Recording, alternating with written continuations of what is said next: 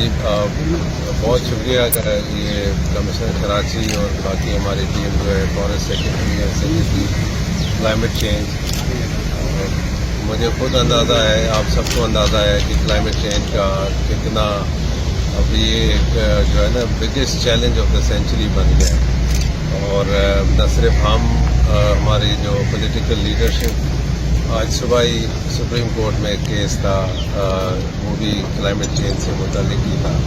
तो बहुत खुशाइन बात है। और जो मैंने अपना एक कंसर्न शो किया था जिनका जवाब फिर मुझे कमिश्नर कराची ने दे दिया। ये सिर्फ पौधा लगाना नहीं है, उसको हमने इसको इतना अपकीप भी करना है कि ये बड़ा भी हो, और जिस पर्पज़ के लिए लगा रहे हैं इंशाल्लाह वो आगे रहे। मेक इट कमिश्नर साहब रेगुलर फीचर। ये साल में 2 दफ़ा जो सीजन्स होती हैं, एक बाहर की एक प्री मानसून की, इंशाल्लाह ये अच्छी शुरुआत है। और हम सब दुआगो हैं कि इसमें कामयाबी मिले। जो आपका बहुत शुक्रिया।